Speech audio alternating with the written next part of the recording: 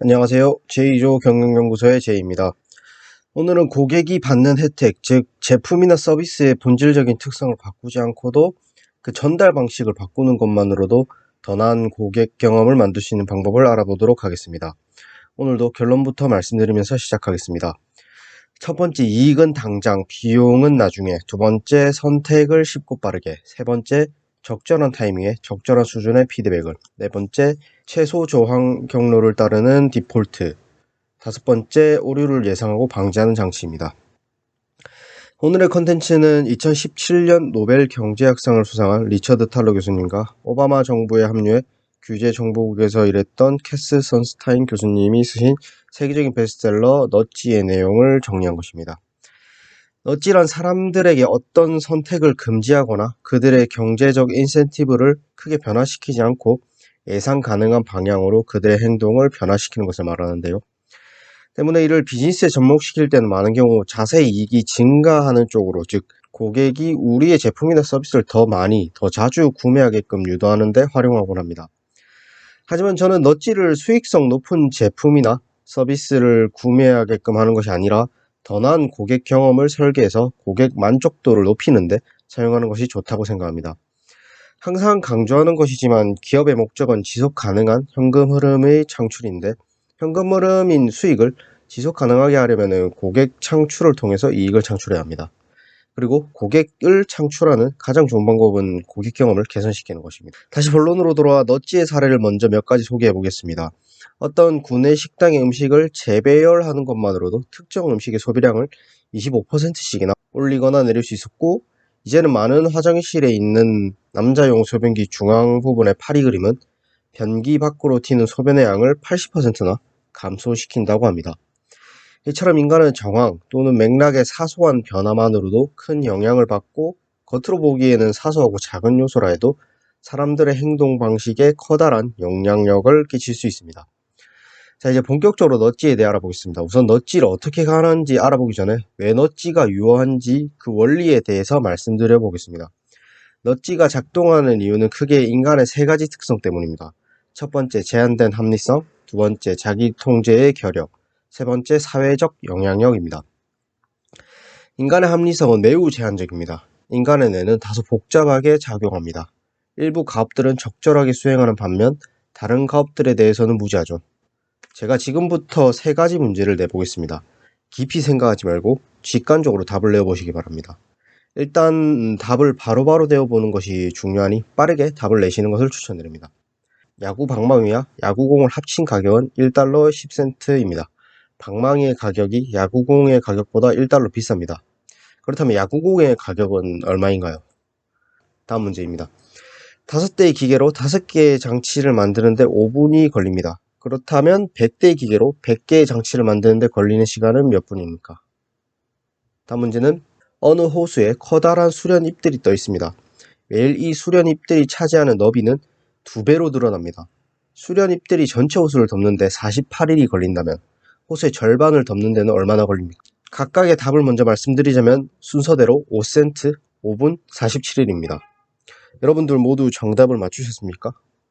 사실 이는 시간을 들여서 생각해보면 모두가 맞출 수 있는 아주 쉬운 문제입니다. 하지만 동시에 직관적으로 답을 내다보면 틀리기 쉽도록 설계된 문제이기도 합니다. 이는 인간이 숙고 시스템보다 자동 시스템을 사용하기 때문에 일어나는 현상인데요.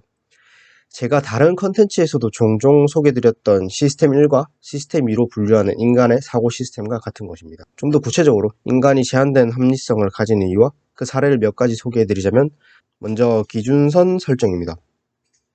자선단체들이 기부를 요청할 때 선택안이 50달러, 75달러, 100달러, 150달러로 제시됐을 때보다 100달러, 250달러, 1000달러, 5000달러로 제시됐을 때 더 많은 기부가 이루어집니다. 비슷한 맥락에서 프레이밍 효과가 있는데요. 사람들은 질문을 재구성할 경우 다른 답변이 나올 수 있는지 여부를 점검하고 확인하는데 필요한 작업을 수행하지 않습니다. 예를 들면 사람들은 어떤 수술할 때 100명 중 90명이 산다고 말했을 때와 100명 중 10명이 죽는다고 말했을 때 그 수술을 받을지 말지 다르게 결정할 수 있다는 것을 고려하지 않는다는 것이죠. 또 사람들은 입수하기 쉬운 정보를 기준으로 삼아 특정 정보가 얼마나 쉽게 떠오르냐를 토대로 가능성을 추정하고, 비현실적인 낙관주의 때문에 수많은 리스크를 감수합니다. 대개 자신이 직장에서 해고당할 확률이나 심장마비에 걸릴 확률, 암에 걸릴 확률, 결혼한 지 얼마 안 돼서 이혼한 확률, 알코올 중독에 걸릴 확률 등이 낮은 것을 평가하는 것이죠. 또한 무언가를 포기해야 할 때 동일한 것을 얻었을 때 느끼는 기쁨보다 2배로 큰 상실감을 느낍니다. 이런 손실 기피 현상은 일종의 인식 넛지로 작용하여 무언가 교환하지 못하도록 압력을 가하죠.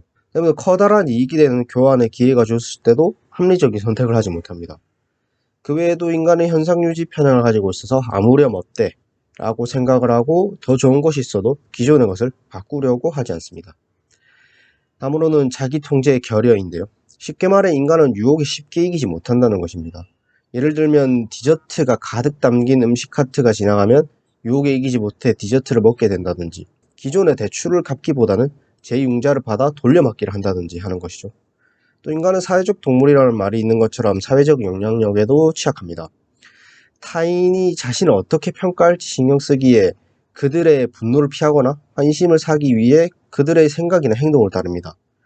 심지어 다른 사람들이 모두 실수했다고 생각하는 혹은 확신하는 경우에도 집단에 동조하는 경향이 있는 것으로 밝혀졌습니다. 즉 사람들은 대부분 사람들이 옳다고 생각하는 일을 하고 싶어하고, 동시에 대부분 사람들이 실제로 행하는 일을 행하고 싶어 한다는 것입니다. 자, 이제 이런 인간에 대한 이해를 바탕으로 넛지를 가는 구체적인 방법에 대해 알아보겠습니다. 먼저 이익은 당장, 비용은 나중에입니다. 이는 앞서 말씀드린 인간의 특성인 자기통제 결여를 활용한 방법인데요. 보통 자기통제 문제는 선택과 그 결과의 시간차 때문에 발생합니다. 예를 들면 다이어트나 치실을 하는 것 등은 시간, 에너지, 돈 등 들어가는 비용은 당장 발생하지만 그 효과는 나중에 나타나고, 흡연, 알코올, 초콜릿 등은 그 이익인 즐거움이 당장 나옵니다. 때문에 다이어트 대신 맛있는 음식을 먹으면서 술을 마시는 선택을 하게 되는 것이죠. 만약 고객의 다이어트를 도와 더 나은 고객 경험을 만들고 싶다면 이런 시간차를 없애면 됩니다. 예를 들면 알코올을 섭취할 경우 바로 구토를 하고 숙취를 겪게 하는 약이 있는데요. 이 약을 복용하게 해서 음주의 비용을 당김으로 금주를 하는 선택을 하게 만드는 것이죠. 같은 맥락에서 사용할 수 있는 것이 바로 적절한 피드백입니다. 적절하게 설계된 시스템은 사람들에게 잘하고 있는지 잘 못하고 있는지를 알려줍니다. 아주 대표적인 예로 노트북이나 스마트폰의 배터리 잔량이 낮아지면 이를 경고하는 표시를 해줍니다. 이처럼 적절한 타이밍에 적절한 형태와 수준의 알림을 하는 것이 피드백의 핵심인데요. 운동을 할 때마다 현재 얼마만큼의 칼로리를 소모했는지, 이를 통해 건강이나 수명이 얼마나 개선되었는지를 알기 쉽게 표기한다면 고객 만족도를 지속적으로 높여 다이어트를 유지할 수 있게 만듭니다. 다음은 선택을 쉽고 빠르게 할 수 있게 만드는 것입니다. 인간의 합리성은 제한적입니다. 복잡하고 어려운 것에 대해서 제대로 된 의사결정을 내리지 못할 때가 많습니다. 때문에 절차가 단순하고 옵션이 너무 많지 않을 때 사람들은 행동을 옮기고 더 합리적인 결정을 하고, 이는 고객 만족도를 높이는 요인으로 작용합니다. 고객의 선택권을 침해하지 않으면서도 옵션을 축소시키는 효과적인 방법으로 속성별 제거법이 있습니다. 예를 들면 자취방을 구할 때 수많은 방 중 특정 역에서 도보로 10분이 넘는 곳에 있는 방은 제거한다든지, 반지하 방이나 주방이 분리되어 있지 않는 방을 제거한다든지 하는 것이죠. 이렇게 속성별 제거법을 통해 최종 후보들의 보상평가를 수용할 수 있도록 옵션을 줄이는 것입니다. 요즘엔 고객 정보를 활용해 맞춤 선택지를 추천하는 큐레이션 방식도 많이 사용하고 있습니다. 만약 제공하는 제품이나 서비스의 특성상 쉽고 간단하게 만들기 힘들다면 RECAP 시스템을 이용할 수 있습니다. RECAP란 기록하고 평가하고 대체 가격과 비교하는 것을 말한대요. 이는 사람들의 선택 능력을 향상시킵니다. 예를 들면 보험이나 펀드 등 금융 상품을 고를 때는 그 조항이나 자금 운용 방식 때문에 쉽고 간단히 만들기가 힘듭니다. 때문에 이럴 땐 그 세부 사항을 기록하고 평가하여 대체 상품들과 비교한 자료를 제공하는 것이 최선의 방법이 될 수 있습니다. 같은 맥락에서 최소 저항 경로를 따른 디폴트, 즉 기본 값을 설정하는 것도 좋은 방법입니다. 사람들은 주어진 선택에 디폴트 옵션이 있으면 그것이 자신에게 좋은 것이든 나쁜 것이든 그것을 선택할 확률이 매우 높습니다. 앞서 말씀드린 현상 유지 편향, 기준선 설정, 프레이밍 효과 덕분에 이는 매우 효과적으로 작동합니다. 기본값을 잘 설정하는 것만으로도 고객의 선택과 행동을 유도하고 이를 통해 더 좋은 결과를 내어 고객 경험을 개선시킬 수 있습니다. 마지막으로 오류를 예상하고 이를 방지하는 장치를 만드는 것입니다. 대표적으로 현금 인출기에서 카드를 먼저 뽑아야만 현금을 인출할 수 있게 하는 것이 있습니다. 이러면 카드를 잊고 가는 일이 없을 테죠. 즉 원하는 것을 얻기 위해서 먼저 다른 무언가를 하게 만드는 기능 강제 방식을 이용하는 것입니다.